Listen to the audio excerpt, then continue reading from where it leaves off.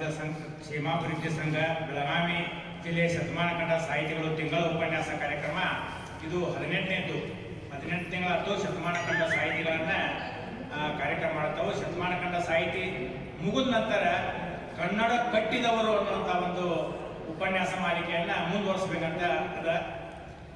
ದಿವಂಗತ ಶ್ರೀಮತಿ ಶಾಂತಾದೇವಿ ಮಾಳವಾಡ್ ಅವರ ಬದುಕು ಬರಹ, ದಿವಂಗತ ಡಾಕ್ಟರ್ ಬೆಟಗೇರಿ ಕೃಷ್ಣ ಶರ್ಮಾ ಅವರ ಕವನ ಗಾಯನ ಕಾರ್ಯಕ್ರಮ ಇವತ್ತಿನ ಒಂದು ಕಾರ್ಯಕ್ರಮ. ಈ ಕಾರ್ಯಕ್ರಮಕ್ಕೆ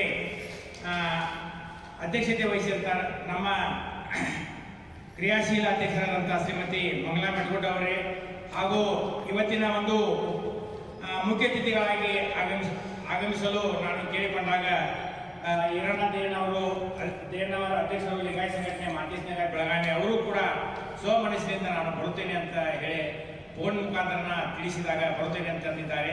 ಬರುತ್ತೇನೆ ಅಂತ ಹೇಳಿ ಅವರು ಬಂದಿರುತ್ತಾರೆ. ಅದೇ ರೀತಿ ಇವತ್ತಿನ ಉಪನ್ಯಾಸಕರಾಗಿ ಆಗಮಿಸಿದಂಥ ಭಾರತಿ ಮಧವಾಮಿ ಅಧ್ಯಕ್ಷರು ಕನ್ನಡ ಸಾಹಿತ್ಯ ಪರಿಷತ್ ತಾಲೂಕಾ ಘಟಕ ಗೋಕಾಕ್. ಈ ಬೆಟಗೇರಿ ಕೃಷ್ಣ ಶರ್ಮಾ ಅವರ ಆ ಊರಲ್ಲಿನ ದೊಡ್ಡ ಪ್ರಮಾಣದ ನಮ್ಮ ಜಿಲ್ಲಾ ಮಟ್ಟದಂಥ ಸಮ್ಮೇಳನ ಮಾಡಿದಂಥ ಭಾರತಿ ಮಧವಾಯಿ ಅವರು ದೊಡ್ಡ ಪ್ರಮಾಣ ಮಾಡಿದ್ರು. ಆ ಊರ ದೊಡ್ಡ ಹೈಸ್ಕೂಲ್ ಅದ, ದೊಡ್ಡ ಗ್ರೌಂಡ್ ಅದ. ಅವ್ರನ್ನ ಇದಕ್ಕೆ ಬರಬೇಕಂತ ಕೇಳಿಕೊಂಡಾಗ ಅವರು ಸ್ವಮನಸ್ಸಿಂದ ಒಪ್ಪಿ ಇಲ್ಲಿ ಆಗಮಿಸಿರುತ್ತಾರೆ. ಅದೇ ರೀತಿ ಗಾಯಕರಾದಂಥ ಶಿವಲೀಲಾ ಪಾಟೀಲ್, ಅನ್ನಪೂರ್ಣಾ ಕುರ್ಬೇಟ್, ಪ್ರತಿಭಾ ಕಾಳಿಮಠ್, ರಾಜೇಶ್ವರಿ ಬಿರಾದಾರ್, ಗುಣಾ ಹಿರೇಮಠ್ ಬರಬೇಕು. ಇವರು ಮೊನ್ನೆ ಮುರಳಿಗಿ ಸಮ್ಮೇಳನದೊಳಗೆ ಕವಿಗೋಷ್ಠಿ ಒಳಗೆ ಇವರಲ್ಲಿ ಹಾಡಿದರು. ಹಾಡಿದ ಕಲೆ ಅವರು ಅಷ್ಟರದ್ದು ಹೆಸರು ನಮ್ಮ ಮೇಡಮ್ ತಗೊಂತಂದಾಗ ಅವ್ರು ತನ್ನಾಗ ಎಲ್ಲ ಹೆಸರು ಮೊಬೈಲ್ ನಂಬರ್ ತಗೊಂಡು ಅವರು ನಮ್ಮ ಒಂದು ಕರೆಗೆ ಈ ಒಂದು ಬೆಟಗೇರಿ ಕೃಷ್ಣ ಶರ್ಮಾ ಕವನ ಗಾಯನವನ್ನು ಮಾಡಲು ಇಲ್ಲಿ ಬಂದಿರುತ್ತಾರೆ. ಅವರಿಗೂ ಕೂಡ ಸಂಜೆಯ ಶರಣಾರ್ಥಿಗಳು.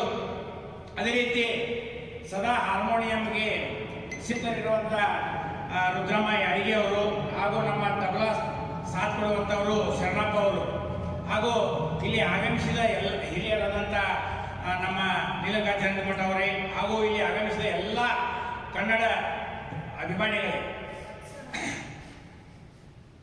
ಇನ್ನು ಮೊನ್ನೆ ಮುರಳಿಗಿ ನಮ್ಮ ಜಿಲ್ಲಾ ಸಮ್ಮೇಳನ ಅತಿ ಅದ್ಭುರಿಯಾಗಿ 6 ಲಕ್ಷದ ಪೆಂಡಾಲ್ ಹಾಕಿದ್ರು. ಮತ್ತು ಬುದ್ಧಿ ಊಟ ಏನೂ ಇಲ್ಲ ರೊಕ್ಕ, ಆದರೆ ಎಲ್ಲ ಕೂಡಿ ಅವರ ಒಂದು ಬಲದಿಂದ ದೊಡ್ಡ ಪ್ರಮಾಣದ ಸಮ್ಮೇಳನ ಮುರಳಿಗಿಯಲ್ಲಿ ಮಾಡಿದರು. ಆ ಮುರಳಿಗಿ ತಾಲೂಕಿನ ಅಧ್ಯಕ್ಷರಾದಂಥ ಸಿಂಧಿಹಟ್ಟಿ ಅವರೇ ಅವರು ಆಕಸ್ಮಿಕವಾಗಿ ಇವತ್ತು ಅಲ್ಲಿ ನಮ್ಮ ಒಂದು ಕಾರ್ಯಕ್ರಮಕ್ಕೆ ಬಂದಿದ್ದಾರೆ. ಅವ್ರಿಗೆ ಅರ್ಜೆಂಟ್ ಒಂದು ಬೇರೆ ಒಂದು ಫೋನ್ ಕಾಲ್ ಅದ, ಒಂದು ಬೇರೆ ಇದರಿಂದ ಬಂದಿದ್ರು, ಭೇಟಿ ಆಗಬೇಕಂತೇಳಿ ಬಂದಿದ್ದಿರ್ತಾರೆ. ಅವರಿಗೂ ಸಹಿತ ಸಂಜೆಯ ಶರಣಾರ್ಥಿಗಳು. ಈಗ 21, 22, 23ಕ್ಕೆ ನಮ್ಮದು ಮಂಡ್ಯ ಸಮ್ಮೇಳನದ ಯಾರು 600 ರೂಪಾಯಿ ತುಂಬಿದ್ರಿ ಅವ್ರಿಗೆ ಕಿಟ್ ಕೊಡ್ತಾರೆ, ವಸ್ತಿ ಕೊಡ್ತಾರೆ. VIP ಅವರಿಗೆಲ್ಲ ಈಗ 600 ರೂಪಾಯಿ ಏನು ತುಂಬಿದಾರಲ್ಲ ಅವ್ರಿಗೆಲ್ಲ VIP. ಅವ್ರಿಗೆ ಊಟದ ಸಪ್ರೇಟಾ, ಹಾಲ್ ಸಪ್ರೇಟಾ, ಬೇರೆ ಬೇರೆ ವ್ಯವಸ್ಥೆ ಮಾಡಿದ್ದಾರೆ.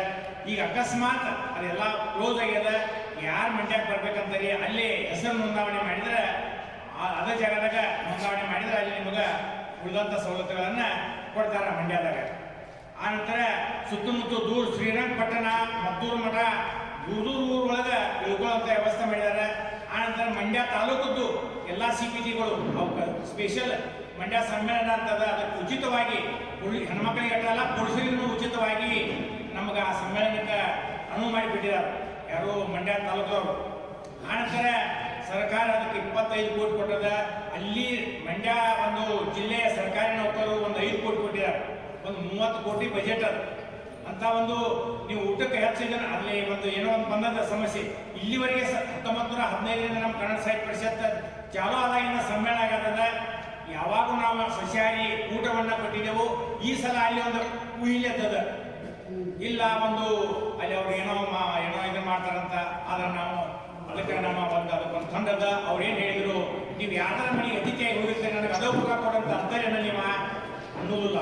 ಅವ್ರ ಮನೆಯೊಳಗೆ ಏನು ಕೊಡ್ತಾರೆ ಇದ್ದದನ್ನು ಕೊಟ್ಟ ಊಟ ಮಾಡಿ ಬರ್ತಾರಲ್ಲ. ಅದೇ ರೀತಿ ನಮ್ಮ ಸಮ್ಮೇಳನಕ್ಕೆ ನಾವು ಏನಿಲ್ಲಿ ನಮ್ಮದು ಸಸ್ಯಾಹಾರಿ ಅದನ್ನ ಕೊಡ್ತೇವೆ.